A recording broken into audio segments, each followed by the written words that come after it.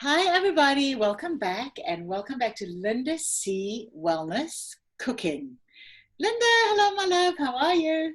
Hello, Wendy. I'm great. How are you? Good. It's so nice to see you today, and I'm particularly excited about this snack that you're going to teach us how to make because I've tasted it. It is delicious.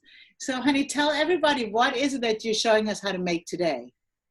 So we are making a healthy fudge protein snack bar. So I made these last week, and yes, I dropped one down to Wendy so she could try it. And I went into my fridge yesterday and there were all but one left. So I told them I can't eat this because I needed to show it to all of you. So this is what it is. It's a nice healthy snack bar that you won't feel guilty eating, and it keeps you full. So it's nice, healthy. There's fiber, it's sweetness with dates, there's healthy fats in here, protein, and these last in your fridge. So they won't last long because this only lasted a couple of days in our house. So we will get started and I'll show you what you can do. It's so simple and easy. And the best thing about these as well, you can change it up so it has more flavors of what you like in there. So it doesn't mean you have to exactly stick to this recipe. You can play around with it. So the first thing that we're going to be adding, like we did if you watch the protein ball recipe, the turmeric protein ball recipe, it's dates.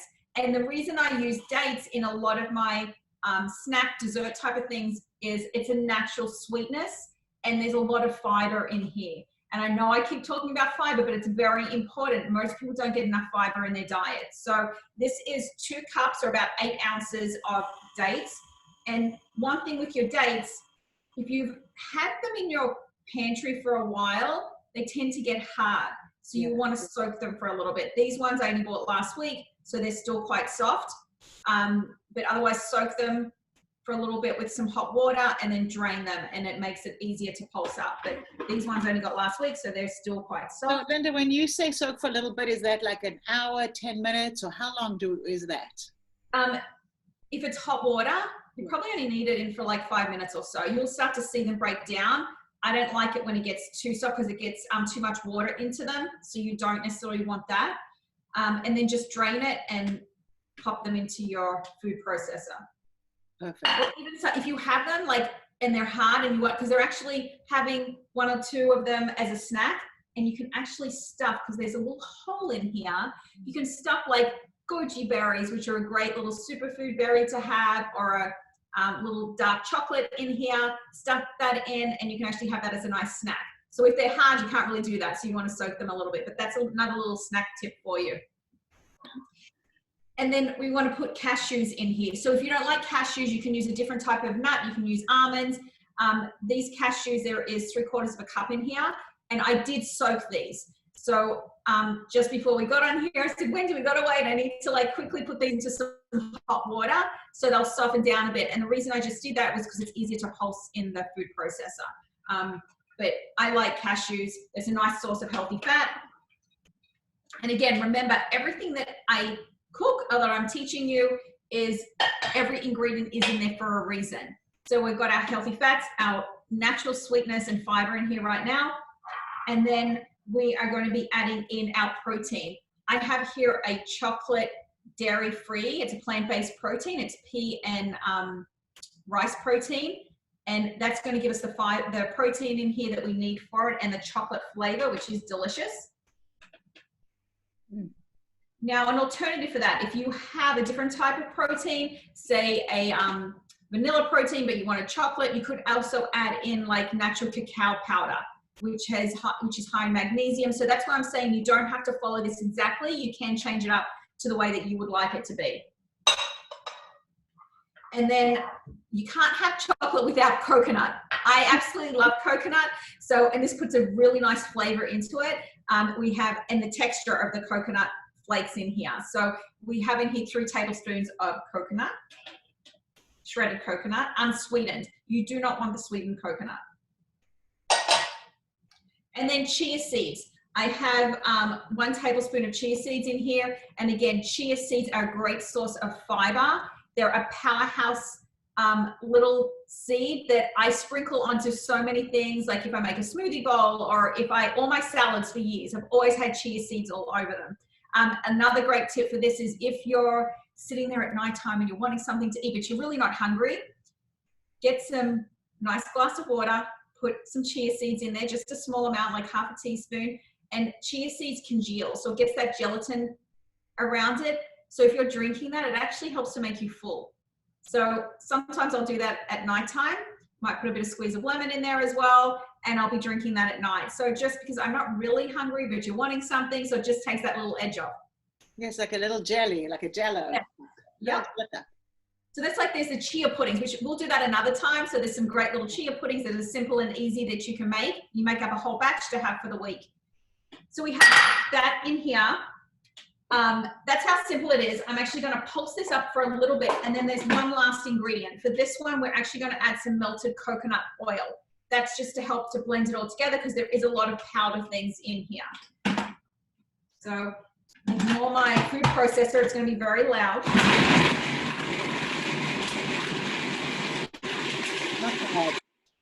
You know, and dates are kind of like a magic food. I mean, they've got like antioxidants, and they're good for like so many things, you know, and they're good for your kidneys. I was reading that the other day, that they're good for kidneys, and they're delicious. I love dates.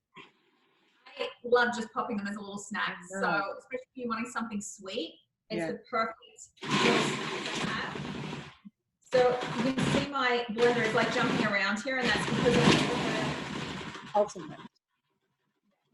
Yeah, it's much noisier where you are than where we are. Like, and this is 20 years old, and I just broke the top of it, so I have to hold it down. So that's why.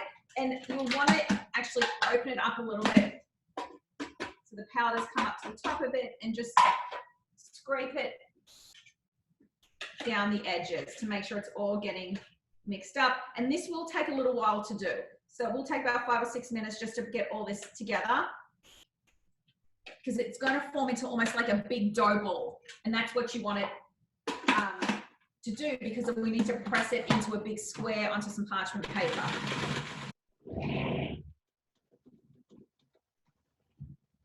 You just make it look so easy, Linda. You just like do do do do do, and then it's incredible how easy you make it look. That anybody can do this. This is not a difficult recipe. Okay, so it is starting to form into a ball. It's still got to cut down a lot more. I'm going to do a little bit more, and I'm going to add the oil to it, the coconut oil, which I have melted on the stove. Okay. But bear with me, we're still going to pulse this up a little more. Don't worry. We're not hearing it. We're just watching you. It just looks good. And I know how delicious this is, because I tasted it this week, and I instantly went and bought the ingredients. So I'm going to show you this.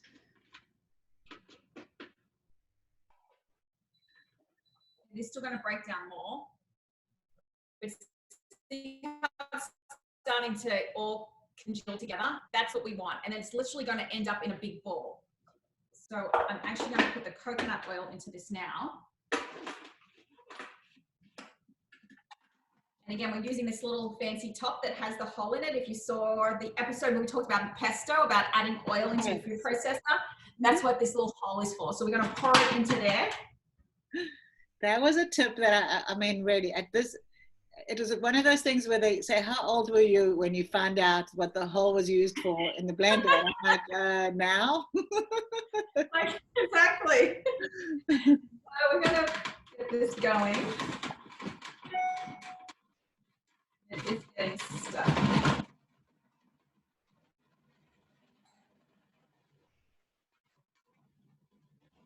What I love about this is just a new food processor. My 20-year-old is like starting to like. I think, honey, you deserve one. It's quarantine. Yeah, and you make delicious food for your family. I think that should be on the list of what to buy for Linda today. That's what I'm going to be getting now. I don't like buying lots of gadgets. I don't think you need them, but this one is definitely needed for the kitchen, and it's had so much use.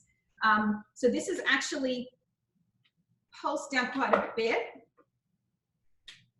So what we're going to do now, oh, this is why it was caught. There was a nut So this is where we have to be careful. Yeah. I don't know why it wasn't working very well. There was 2 seeds in this, even though they're pitted dates, sometimes there's some left in there. So there was 2 seeds in there. So that's why it wasn't mixing so well. So maybe this will last a little bit longer than I thought. I'm just going to throw those out. But this is okay. So it just needs to get to that doughy mixture so it's all sticky together. And that's what this is right now. See how it's all stuck together. So what we're going to do is, I'm just going to bring over my parchment paper. And I prefer the unbleached parchment paper. A lot of parchment paper is white. You really want the unbleached one. You don't really be wanting to have any bleached products on your food. So all we're going to do is, and again, my hands were washed prior to starting all this. I prefer to use my hands to do it. And it is going to feel a little oily while we have, because of the oil, the coconut oil that we put in here, but that's all going to set once it's in the fridge. So we're going to press this all down. If you don't like the texture of doing this with your hands or anything like that, you can actually put another piece of parchment paper on top, and then you can just use like a rolling pin if you want. But I like, put the love into it, press into it, fill your food. It's all good. And we're going to make a nice square out of this. You want it to be about 1 inch, half an inch thick. If you want it thicker, you can. But I find that that's like the great size. That's what these ones have come out to be. Yeah. And you're going to make a little square out of it. I like to use like this sort of tool if you use a knife, and just to sort of like square it off on the edges. So it's super simple. Anyone can do this.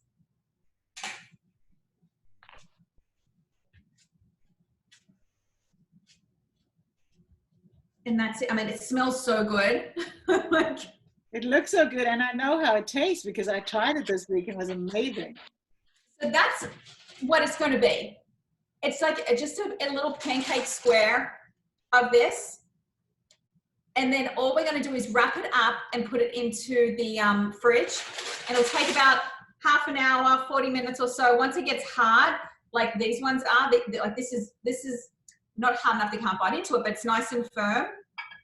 We're just going to wrap this up and put it into the fridge. And then you will cut it into 12 pieces. So down this way and across, and it actually will give you nice 12 pieces. And one is a snack. They're hearty. Like, will you full after you had that? Yeah. Not full. Like, the snack doesn't necessarily fill you up, but it's to tide you over until your meal. And really, one is all that you need, because there's everything in here that you need for that healthy snack. So again, with the fiber, the protein, and the healthy fats, everything that's in there. So I hope you're going to try this. I'm going to pop this into the fridge, so my husband will be very happy when he comes home. Then he'll get some more of these. He'll be allowed to eat this one now, or actually I might eat that before. You want to know the hardest part of this? I hope you try it. It's like super simple. And the hardest part of this is waiting the half an hour for it to get firm in the fridge. That's the hardest part. You know what? It actually tastes good like I can eat it. Another way you can actually use this recipe as well is make little protein balls out of it. So it's really the same type of concept, but we're making it into a bar and into those little balls. And actually, like, I prefer it this way now rather than the little balls. So go ahead, try it, let me know. And if you change up the ingredients a little bit, I'd love to know what you put in. Changing up the nuts, putting in some different seeds, hemp seeds in this would be fantastic. It adds another punch of protein. So let me know how you do. Linda, thank you, Wendy. I appreciate you having me on again.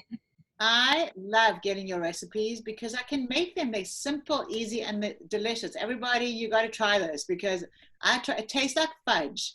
It's like a kind of a mixture of cookie dough and fudge, and it's healthy, which, I mean, really, it's almost like it's impossible, but it is. Try it. I know, before we came on, she's like, what's it called? And I'm like, I don't know. She's like, well, it tastes like fudge. I'm like, so it's a protein fudge. That's what we're going to be calling this. So try it. Let me know how it goes. And thank you again, Wendy. I love doing this with you. Thank you, sweetheart. And see you next week. Goodbye, Bye. everybody. Goodbye, Linda.